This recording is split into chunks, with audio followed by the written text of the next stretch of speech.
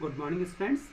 ISC Hindi काव्य मंजरी में संकलित कविता बादल को घिरते देखा है। स्टूडेंट्स, आज हम इसी कविता को पढ़ने जा रहे हैं। ये कविता हिंदी के प्रसिद्ध कवि नागार्जुन के द्वारा लिखी गई कविता है। नागार्जुन ने इस कविता में प्रकृति का अद्भुत और सुंदर वर्णन किया है। बाबा नागार्जुन, चूँकि मैंने बाबा शब्द काम में लिया है, तो हिंदी साहित्य में इनको बाबा के नाम से जाना जाता है, बाबा नागार्जुन कहा जाता है। हम कविता पढ़ें इससे पहले थोड़ा सा परिचय प्राप्त करते हैं कवि नागार्जुन का। हिंदी साहित्य में बाबा के नाम से चर्चित, बाबा के नाम से प्रसिद्ध रहे नागार्जुन का वास्तविक नाम जो था वैद्यनाथ मिश्र था। सन 1911 में बिहार के दरभंगा जिले के तरौनी नामक ग्राम में इस कवि का जन्म होता है। यायावर और घुमक्कड़ प्रवृत्ति, यात्राएं करना, घूमना इनको बेहद पसंद था और इसीलिए इनको यायावर भी कहा जाता है। बाबा नागार्जुन फक्कड़ और घुमक्कड़ प्रवृत्ति के कवि थे। इन्होंने श्रीलंका, तिब्बत, रूस आदि और अनेक पहाड़ी इलाकों की यात्राएं की, वहाँ के जीवन को समझा, वहाँ की संस्कृति को समझने का प्रयास किया। भारतीय स्वतंत्रता संग्राम में राजनीतिक आंदोलनों में भाग लेने के कारण इन्हें कई बार जेल की यातनाएं भी सहन करनी पड़ी थी। बाबा नागार्जुन फक्कड़ थे। कल्पना की ऊंची उड़ान न भर करके इन्होंने वास्तविक जीवन का वर्णन किया अपने काव्य में, अपनी रचनाओं में। कल्पनाएं नहीं बल्कि जो वास्तविकता थी, और वास्तविकता में भी जो कृषक और मजदूर वर्ग हैं उनकी पीड़ा को उन्होंने बहुत ही बारीकी से उतारने का प्रयास किया, समाज के सामने रखने का प्रयास किया।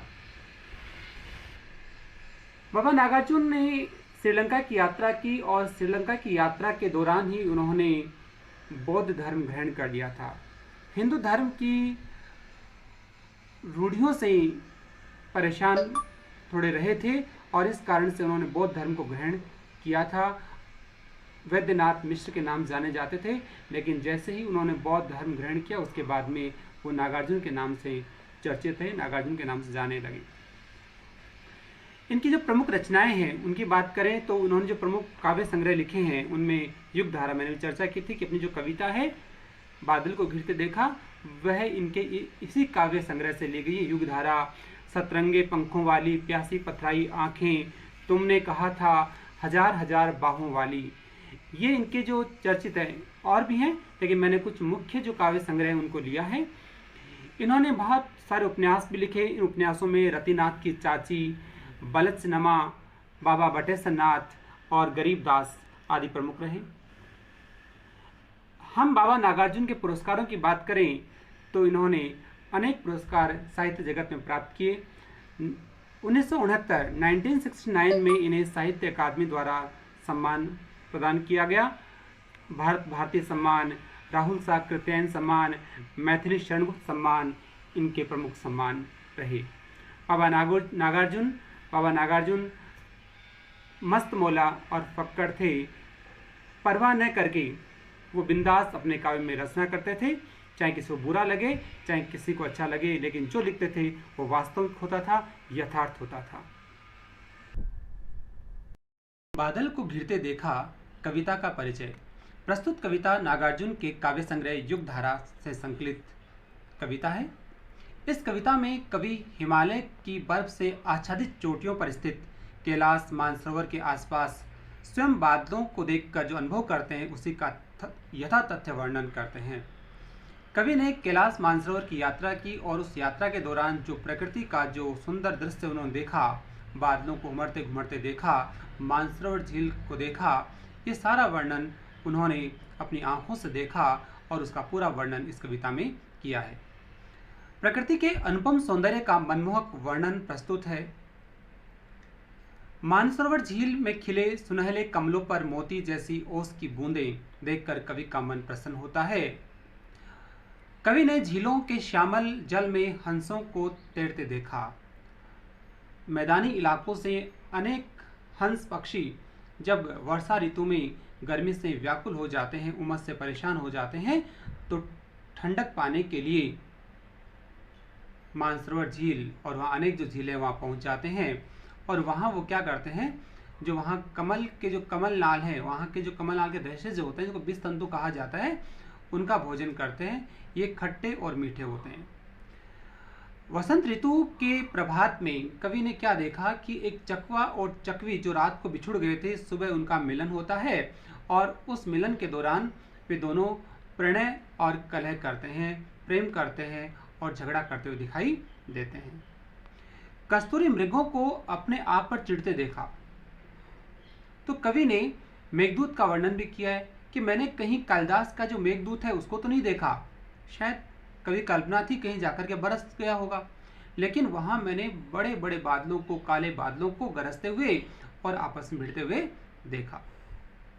तो बादलों का वर्णन तो है ही, साथ साथ कवि कहता है कि वहां जो लोग रहते हैं, देवदारू के जो जंगल हैं, हिमालय में जो देवदारू के जंगल हैं, उन देवदारू के जंगलों में किन्नर और किन्नरियां रहते हैं। ये किन्नर और किन्नरियां जो है प्राकृतिक जो वस्तुएं हैं उन्हीं से अपना श्रृंगार करते हैं और ये श्रृंगार बड़ा अद्भुत होता है। तो वहाँ की उनके रहन सहन का, उनके रहने का, उनकी कुटियों का अद्भुत वर्णन कवि ने यहाँ किया है।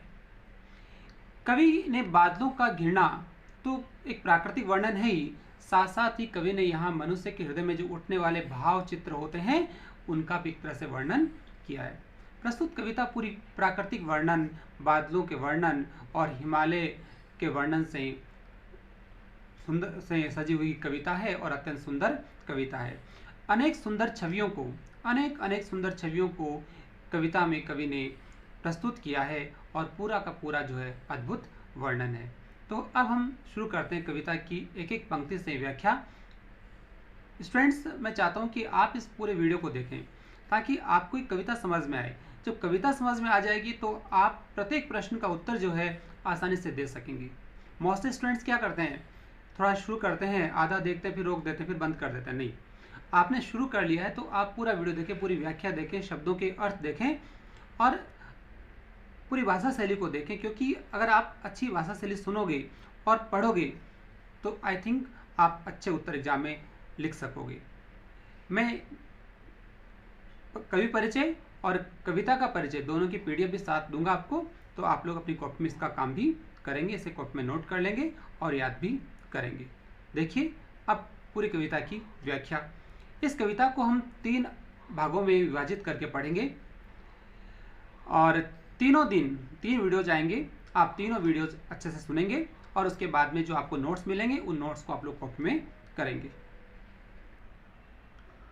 बादल को घिरते देखा है, कविता का अर्थ समझिए। कविता नागार्जुन जी के द्वारा लिखी गई कविता है। अमल धवल गिर के शिखरों पर बादल को घिरते देखा है, छोटे छोटे मोती जैसे उसके शीतल तुहिन कणों को मान सरोवर के उन स्वर्णिम कमलों पर गिरते देखा है, बादल को घिरते देखा है। अमल धवल गिर के शिखरों पर, हिमालय पर्वत की बात कवि कर रहा है। हिमालय पर्वत जो है उस पर बर्फ आच्छादित है, बर्फ ढकी हुई है और ये बहुत ही अमल का अर्थ स्वच्छ और पवित्र है। स्वच्छ और श्वेत हिमालय पर्वत के शिखरों पर कवि ने बादल को घिरते देखा। मैंने बताया था कवि ने कैलाश मानसरोवर की यात्रा की।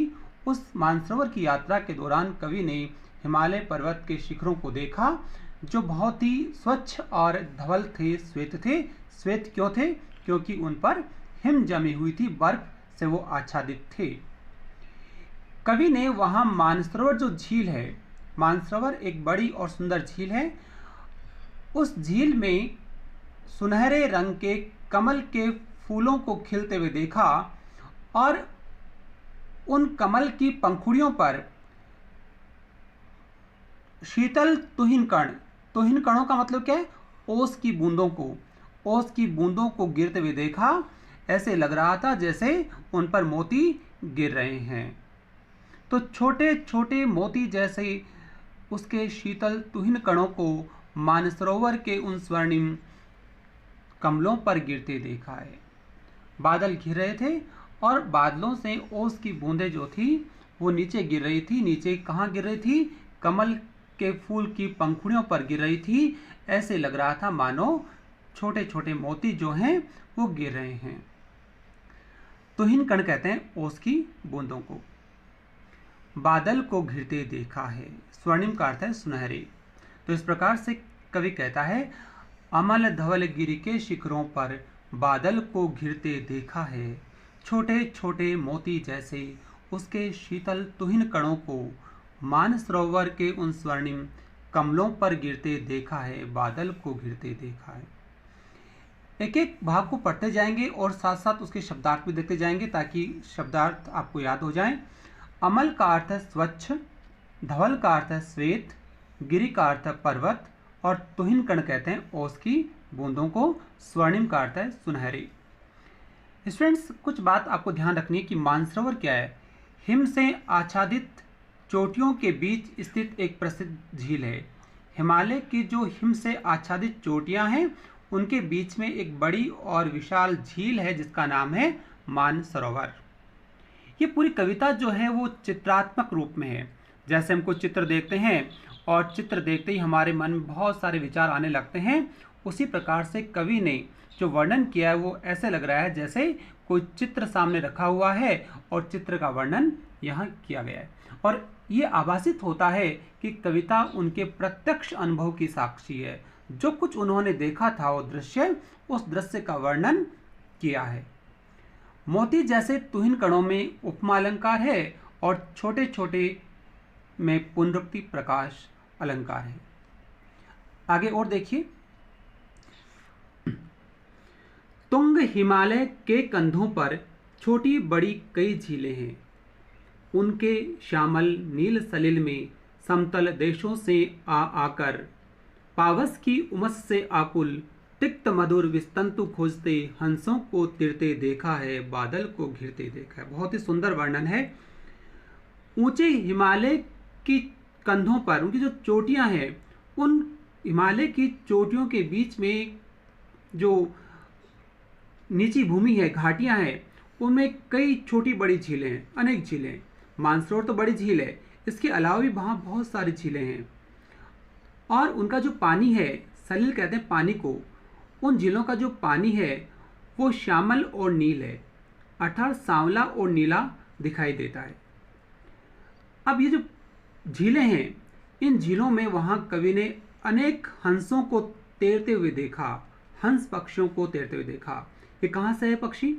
समतल देशों से आए। मैदानी इलाकों में जो वर्षा ऋतु होती है, पावस कहते हैं वर्षा ऋतु को। वर्षा ऋतु में उमस बढ़ जाती है तो ये पक्षी जो हैं उमस से व्याकुल हो जाते हैं, परेशान हो जाते हैं। इसलिए उस इलाके को छोड़ करके ये हिमालय की जो ये झीलें होती है यहाँ पहुँच जाते हैं और यहाँ लंबा समय बिताने के बाद में वापस मैदानी इलाकों में लौट आते हैं। तो पावस की उमस से आकुल, वर्षा ऋतु की उमस से परेशान होकर के समतल देशों से पक्षी उड़ उड़ करके हिमालय पर्वत के जो झीलें हैं यहाँ पहुँच जाते हैं। इन झीलों में अनेक विस्तंतु क्या होते हैं? कमल नाल जो होती है, कमल का फूल, उसकी जो नाल होती है, वहाँ कुछ रेशे होते हैं। ये रेशे विस्तंतु कहलाते हैं। ये तीखे और मधुर होते हैं, खट्टे और मीठे होते हैं और ये हंसों को बहुत अच्छे लगते हैं। इसलिए कवि ने इन हंसों को तैरते हुए देखा और साथ ही साथ विस्तंतुओं को खोजते हुए देखा, बादल को घिरते देखा। कवि ने बादल को घिरते देखा और साथ ही साथ उसने ये जो वर्णन किया है, हंसों का वर्णन, ये भी कवि ने अपनी आंखों से देखा। ये पूरा का पूरा यथा तथ्य वर्णन है। तो चलिए इस पाठ के शब्दार्थ देखो। तुंग का अर्थ है ऊंचे या ऊंची। हिमालय के कंधों पर का अर्थ हुआ हिमालय की घाटियों की नीची भूमि। श्यामल का अर्थ है सांवले और सलिल कहते हैं पानी को।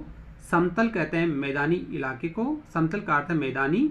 पावस वर्षा ऋतु।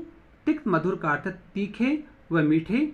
विस्तंतु का अर्थ है कमल नाल का रेशा। यहाँ हम भाषा देखें तो पूरी कविता की भाषा अत्यंत सरल, सहज व खड़ी बोली है। वर्षा ऋतु की उमस से बचने के लिए जो ये पक्षी होते हैं, हंस पक्षी होते हैं, ये हिमालय के जिलों में पहुंच जाते हैं। ये एक प्राकृतिक परंपरा है, ये नियमित रूप से होता रहता है। ठीक है, तो स्टूडेंट्स हम कविता का जो अगला भाग है वो कल पढ़ेंगे, मीन्स अगले क्लास में पढ़ेंगे। तब तक आप लोग अपना कवि परिचय और कविता का परिचय अपनी कॉपी में नोट कर लें, और साथ ही साथ जो ये शब्द आए हैं, कठिन शब्द हैं, शब्दार्थ हैं, इनको भी कॉपी में नोट करें और पूरे पद को 2-3 बार सुने और समझें। बहुत ही सुंदर कविता है। चलो बाकी अगली क्लास में देखते हैं।